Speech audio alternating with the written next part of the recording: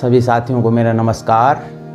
आज हिंदी विमर्श में हिंदी व्याकरण माला भाग 14 के तहत संधि प्रकरण में हम आज स्वर संधि भाग 2 के बारे में जानेंगे।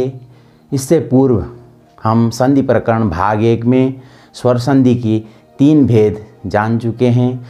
पहला भेद हमारा दीर्घ संधि, दूसरा हमारा गुण संधि और तीसरा हमारा वृद्धि संधि। तो 3 भेदों के बारे में हम भाग 1 में जान चुके हैं। आज भाग 2 स्वर संधि भाग 2 में हम आज स्वर संधि के जो बाकी 2 भेद हैं, शेष 2 भेद हम उनके बारे में जानेंगे, यण संधि और अयादि संधि के बारे में। तो आइए सीधे चलते हैं प्रकरण की ओर। स्वर संधि का जो भेद होते हैं वो 5 भेद होते हैं और 5 भेदों में पहला भेद जो है दीर्घ संधि, दूसरा भेद हमारा गुण संधि, तीसरा हमारा वृद्धि संधि।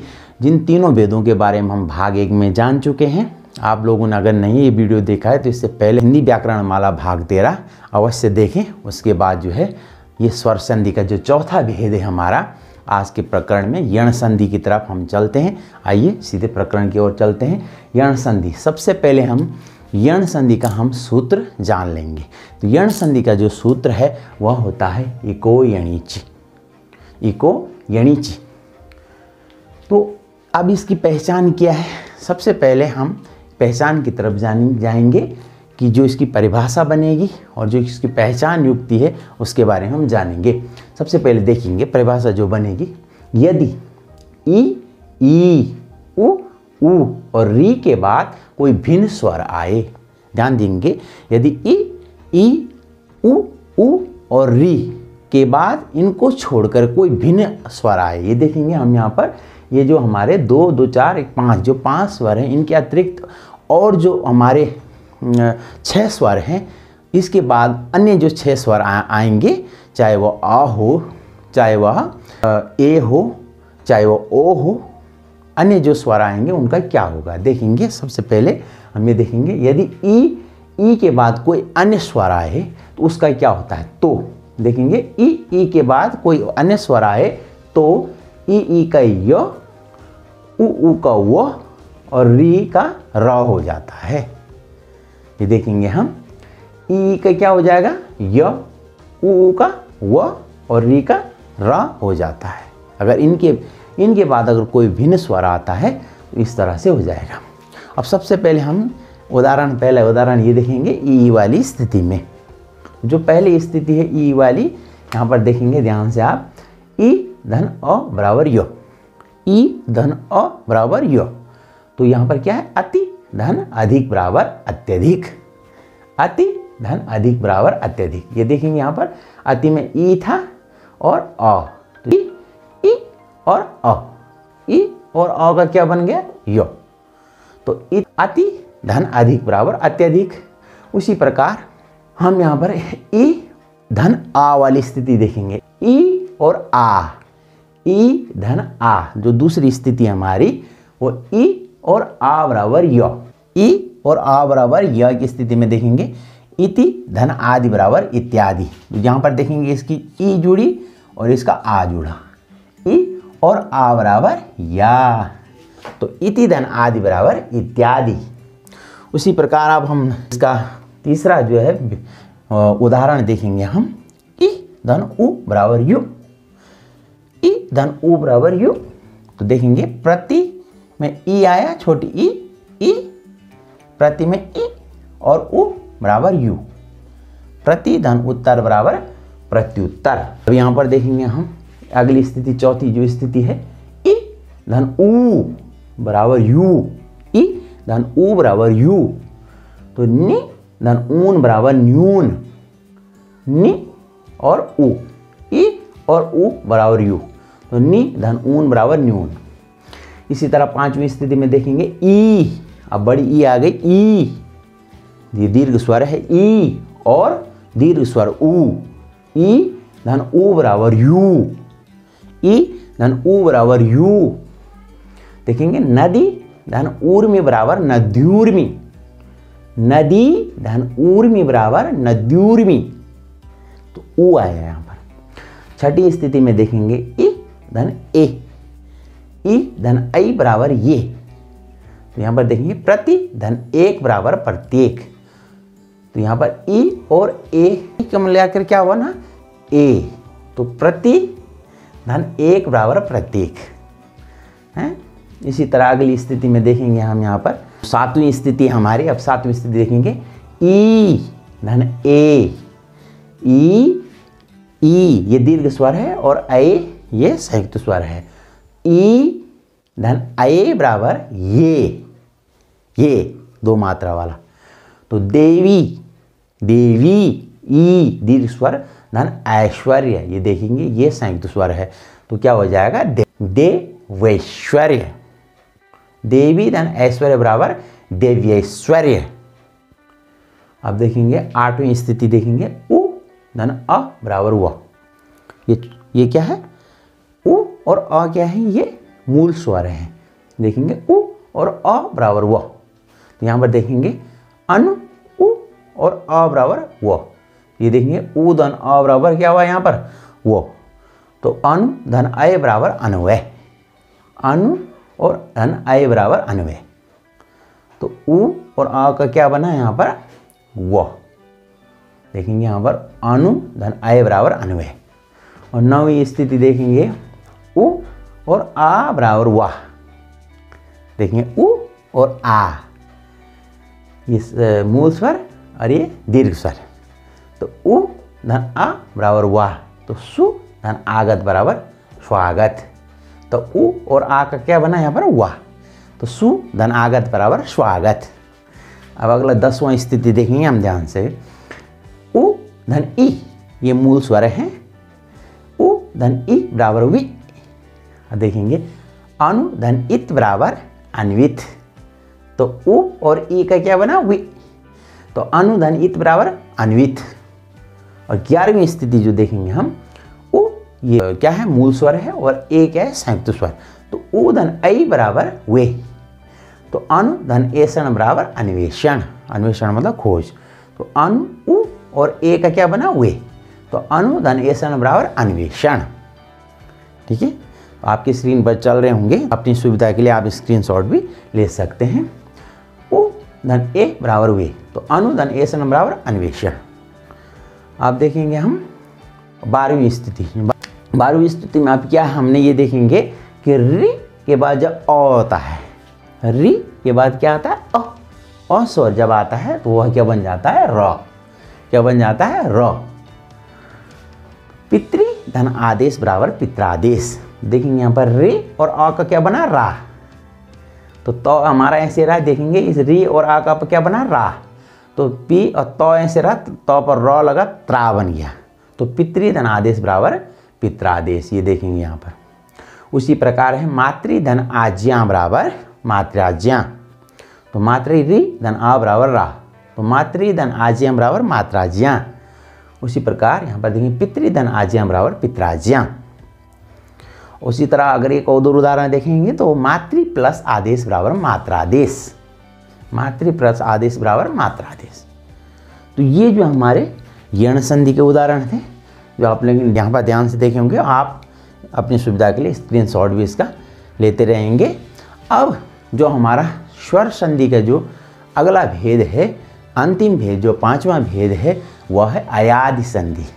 तो देखेंगे यहाँ पर नाम में ही हमको पता चल रहा है अय धन आदि। अय और अन्य आदि जो संधि होती है वह अयादि संधि कहलाती है। अय और आदि इसका अगर हम निषेध करेंगे तो अय आदि का अय और आदि, अय और अन्य चीज़ों के लिए जो संधि होती है वह क्या होती है अयादि संधि होती है। और अब हमने इसका सूत्र देखना है क्योंकि सूत्र बार बार पूछा जाता है, चाहे वह कोई भी परीक्षा हो, चाहे टीईटी की परीक्षा हो, चाहे वो अन्य प्रतियोगी परीक्षा हो, समूह ग की परीक्षा हो, चाहे राज्य सेवा या कोई अन्य परीक्षा हो, उसमें ये अयादि संधि का भी सूत्र पूछा जाता है। देखेंगे अय धन आदि। अयादि संधि का सूत्र क्या है देखेंगे एचोय वायवः। एचोय वायवः। तो ये इसका सूत्र है एचोय वायवः। अब देखेंगे, अब इसकी कंडीशन देखेंगे हम कि जो अयादि संधि में की परिभाषा कैसे बनेगी। जो इसकी स्थिति है हम अयादी संधि की परिभाषा स्थिति देखेंगे जहाँ से लेके यहाँ पर देखेंगे जहाँ, ध्यान देखेंगे जहाँ ए और ऐ, ओ और आओ के बाद अन्य स्वर आए, जहाँ ए और ऐ और ओ और औ के बाद अन्य स्वर आए, इनको छोड़कर, इन 4 स्वरों को छोड़कर के जो अन्य 7 स्वर, अगर कोई भी स्वर आता है तो उसका क्या बनता है, ये देखनी है हमने ये स्थिति। इन 4 स्वरों के बाद कोई अन्य, इनके हट करके कोई अन्य स्वर आए तो उसमें क्या स्थिति बनती है, जब पहले देखेंगे वहाँ ए का क्या हो जाएगा, आय। ध्यान देंगे ए के बाद अगर कोई अन्य स्वर आए तो उसका आय बन जाता है, आय के बाद आय बन जाता है, आय के बाद कोई अन्य स्वर आए तो आय बनेगा, और ओ के बाद औ बनेगा, और औ के बाद आओ बनेगा। तो ये ऐसी स्थिति में बदल जाएंगे। क्या होगा, पहले ए का क्या होगा, आय, और ऐ का आय, और ओ का औ, और औ का आओ। तो पहली स्थिति देखेंगे हम ए धन अ, ध्यान दीजिएंगे ए धन अ बराबर आय, तो जहाँ पे ने धन बराबर नयन, यहाँ पर क्या हुआ, ए था ए और अ के मिलकर क्या बना य, ये नौ ऐसे रहा, और अ य का पर क्या बन गया, आय बन गया, इसके साथ नौ हल रहा तो आय यहाँ पर जुड़ गया नय, और ये नौ ऐसे उतर गया तो नयन हो गया। उसी प्रकार चे धन बराबर चयन देखेंगे। स्थिति नंबर 2 अय वाली स्थिति, अय धन अ बराबर आय, अय धन अ बराबर आय, यहाँ पर देखेंगे तो गए गए तो आय है ये, और अ बना तो आय बन गया, तो गए धन अन बराबर गायन, गे धन अन बराबर गायन। उसी प्रकार देखेंगे विधे धे अय धन अक बराबर विधायक। बहुत सारी परीक्षाओं में ये प्रश्न आ चुका है कि विधायक का संधि विच्छेद क्या होगा, या संधि विच्छेद दिया होगा तो संधि करने के लिए होगा। तो विधायक का, जो हमारे विधायक होते हैं विधानमंडल के लिए चुने जाते हैं, विधानसभा के लिए, तो जो विधायक होते हैं उसका विधायक का संधि विच्छेद क्या होगा, विधे धन अक। तो ये परीक्षा में याद रखिएगा, अवश्य परीक्षा में पूछा जाता है विधेय धन अक। उसी प्रकार आप विनायक का करेंगे विनय धन अक, विनय धन अक विनायक। अब इसी तरह अगर हम एक और इसी का बनाएंगे तो दे, अगर हम यहाँ पर दे लिखते हैं दे, और अक लिखेंगे तो दे धन अक बराबर दायक, है ना। अब देखेंगे हम ओ वाली स्थिति, तीसरी नंबर वाली स्थिति, इसमें ये वाली स्थिति तीसरे नंबर वाली स्थिति में देखो, पहले 2 स्थिति ये और ये जान गए हम 2 स्थितियों में, तीसरी वाली स्थिति में ये ओ आएगा तो ओ धन अ। देखेंगे इसके बाद जो अन्य स्वर आ रहा ना, कोई भी स्वर आएगा अन्य, ओ के बाद अ आया तो आओ हो गया। ध्यान देंगे तो भो, इसमें ओ था और अ आया तो क्या बना, आओ बन गया, तो भो का भव औ अन, तो क्या हो गया, ये भवन हो गया। उसी तरह यहाँ पर पो धन बराबर पवन, पो धन का क्या बन गया, पवन बन गया, पो धन अन बराबर पवन। अब देखेंगे यहाँ पर ओ वाली अगली स्थिति, ये ओ की अगली स्थिति देखेंगे, ओ धन ई बराबर अवि, ओ के बाद ई आएगा तो अवि बन जाएगा, अवि। देखेंगे पो धन इत्र बराबर पवित्र, पो धन इत्र बराबर पवित्र, ये पूछा भी जाता परीक्षा में, उदाहरण भी आप ध्यान से देखेंगे, पो धन इत्र बराबर पवित्र। इसी प्रकार आप देखो ओ और ई की वाली स्थिति देखेंगे, ओ धन ई, देखो यानी ओ और ई था तो ये तो यहाँ पर छोटी ई आई, छोटी ई की मात्रा, ओ और ई में क्या अवि, और ओ और ई में अवि, है ना। तो ओ और ई, ओ धन ई बराबर अवि, तो गो धन ईस बराबर गवीस, तो ओ का बड़ी ई का क्या हुआ, वी, तो गो धन ईस बराबर गवीस, क्या बन गया, गवीस। अब देखेंगे हम औ की स्थिति, जो औ की स्थिति है देखेंगे ध्यान से। अब जो औ के बाद जो अन्य स्वर आएगा उसका क्या बनेगा, देखो ओ औ के बाद अ आया, क्योंकि भिन्न स्वर है औ से हट करके, तो औ धन अ बराबर आओ, ओ धन अ बराबर आओ, तो पो धन अक बराबर पावक। ध्यान दीजिएंगे पाऊ के बाद क्या है, आ, तो ओ और आ का क्या बना, आओ, तो ये देखेंगे पा है सारा, इसके बीच में क्या जुड़ा हमारा, आव, ध्यान दीजिए, पावक, तो क्या हुआ पावक। उसी प्रकार धो धन अक बराबर क्या हुआ धावक, धो धन अक बराबर धावक। पो धन अन बराबर पावन, है ना, पो धन अन बराबर पावन। क्योंकि यहाँ पर ये सी ऊपर देख, यहाँ पर हाँ ये वाली स्थिति देखेंगे, ये पो धन अन के क्या पावन हुआ था यहाँ पर, और जो ओ वाली स्थिति में था तो पो धन अन था यहाँ पर, तो वहाँ पर ओ था, ओ पो धन अन बराबर पवन, यहाँ पर पौ धन अन बराबर पावन। क्योंकि औ की मात्रा है तो आव होगा, और इसका क्या हुआ औ हुआ था, ओ के साथ औ हुआ था, इसका औ के साथ आव। तो देखेंगे एक ही स्थिति, एक ही शब्द है, इसके साथ जो जुड़ा है अन, इसके साथ भी अन ही जुड़ा है, इसके साथ भी अन जुड़ा है, लेकिन यहाँ पर क्या हुआ मात्रा का अंतर हुआ। इसमें एक मात्रा है, इसमें दो मात्रा है, इसमें ओ है तो ये आओ है। ये देखेंगे ये सेम स्थिति है यहाँ पर, ये देखेंगे इसमें पो धन अन बराबर पवन हुआ था, तो इसमें पाओ धन अन बराबर पावन हुआ।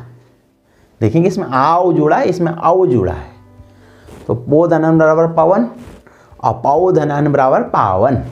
उसी प्रकार ये देखेंगे धौ धन अन बराबर धावन, धौ धन अन बराबर धावन। तो ये क्या थी हमारी अयादि संधि की स्थिति। तो इसमें हमने क्या देखना है, इसमें यही देखना है, इसमें जो ये चार हमारे जो संयुक्त स्वर हैं, इनके बाद अगर कोई अन्य स्वर आएगा तो उसकी क्या स्थिति बनेगी। ए के बाद कोई अन्य स्वर आएगा तो उसको आय बनेगा, और आय के बाद आएगा तो आओ बनेगा, और ओ के बाद आएगा तो आओ बनेगा, और आओ के बाद आएगा तो आओ बनेगा। तो ये स्थिति है हमारी अयादि संधि की। तो हमारा ये स्वर संधि का जो प्रकरण है ये पूरा हो चुका है, और उम्मीद है कि आपको जो है स्वर संधि का यह प्रकरण जो है आप इससे पूरी तरह से संतुष्ट होंगे, और आप लोगों की समझ में आ गया होगा। अगर कहीं पर भी आपको कोई संदेह है और किसी भी बिंदु पर अगर आपको कोई शंका है, आप अपने शंका का समाधान के लिए अपना प्रति प्रश्न कमेंट बॉक्स में अवश्य रखें, और आप अपनी बात भी हम तक कमेंट बॉक्स में अवश्य पहुंचाएं। और आपको ये वीडियो अच्छा लगा हो तो दूसरों से अवश्य साझा कीजिएगा, अधिक से अधिक लोगों तक ये साझा कीजिएगा, तभी जो है हमारे प्रयास जो है सफल माना जाएगा। इस व्याकरण माला अंक में जो है प्रयास किया है, तभी ये प्रयास सार्थक होगा। आप सबसे निवेदन है कि वीडियो को अवश्य अधिक से अधिक लोगों तक साझा कीजिएगा। आप सभी का बहुत बहुत धन्यवाद।